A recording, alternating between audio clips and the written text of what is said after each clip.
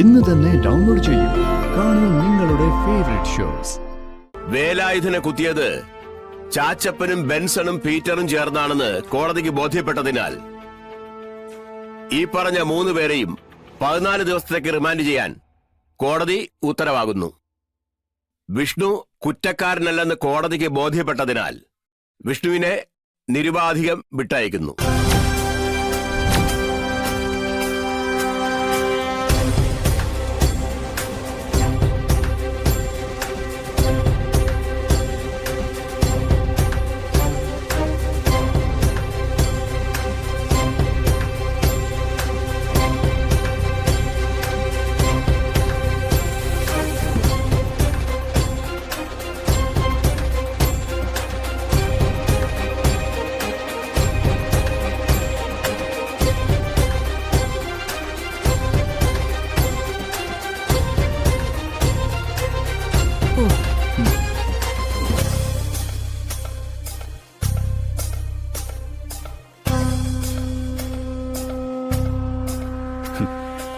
Case ജയിക്കുമ്പോൾ ഞാൻ അങ്ങനെ അതിര് കടന്ന് സന്തോഷിക്കാറില്ല സർ.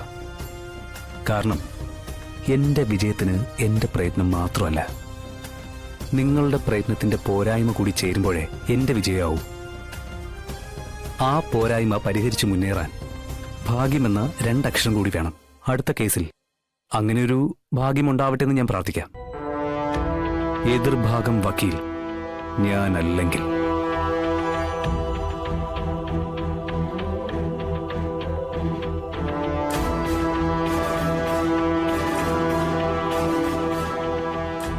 ഇതിപ്പോ 2ാമത്തെ തവണയാണ് എനിക്ക് രക്ഷകനായിട്ട് വരുന്നത്. അതിന്റെ ക്രെഡിറ്റ് ഒന്നും എനിക്ക് തരണ്ട. അതിന്റെ ആളെ ദേ ഈ നിൽക്കുന്ന ആളാ. വിശ്വാസാവുന്നില്ലേ? ചാച്ചപ്പനെയും കൂട്ടരെയും കോടതിക്ക് മുന്നിൽ ഹാജരാക്കാൻ കഴിഞ്ഞതാണ് ഈ കേസ് നമ്മൾ ജയിക്കാൻ കാരണം. ഹാജരാക്കിയാൽ മാത്രം പോരാ, അവര് കോടതിയിൽ കുറ്റം ഏറ്റു പറയുകയും വേണം. അതിന് രണ്ടിനും അവര് തയ്യാറായത് ശാലിനിയുടെ മുഷ്ടിയുടെ ചൂടാ.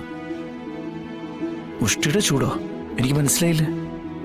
അതെ, വലിയ ഗുണ്ടയാണെന്ന് പറഞ്ഞ് ശാലിനിയുടെ മുന്നിലേക്കൊന്നും ചെന്നേക്കല്ലേ. എടുത്തൊടുത്ത് ഭിത്തിയിൽ തേച്ച് കളയും.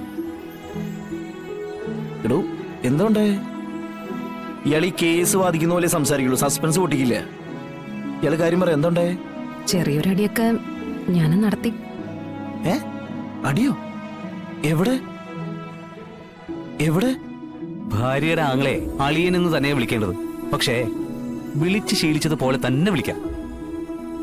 എന്റെ വിഷ്ണു മാർക്കറ്റിനകത്തേക്ക് കയറി ചാച്ചപ്പന്റെ തട്ടകത്ത് ചെന്ന് ചാച്ചപ്പനെയും ഗുണ്ടകളെയും കളക്ടറെ അടിച്ചിട്ടിട്ടാ കോടതിയിൽ ഹാജരാക്കിയത്.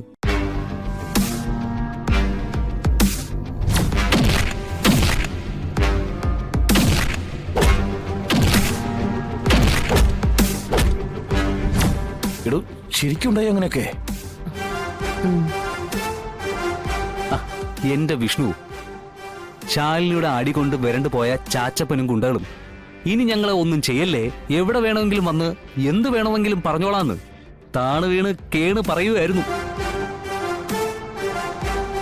ഈ മുല്ലപ്പൂമ്പൊടി ഏറ്റുകിടക്കും കല്ലിനുമുണ്ടാം ഒരു സൗരഭ്യമെന്ന് കവി പാടിയിരിക്കുന്നത് വെറുതെയൊന്നുമല്ല. വിഷ്ണു കാണിച്ചിട്ടുള്ള പവറൊക്കെ ഈ ശാലിനിയിലേക്ക് ആവാഹിച്ച് കയറിയിട്ടുണ്ട്. അല്ലെങ്കിൽ ഇങ്ങനൊരു ഉണർവ് ഒരിക്കലും ഉണ്ടാവില്ലല്ലോ. ഇതെന്താ?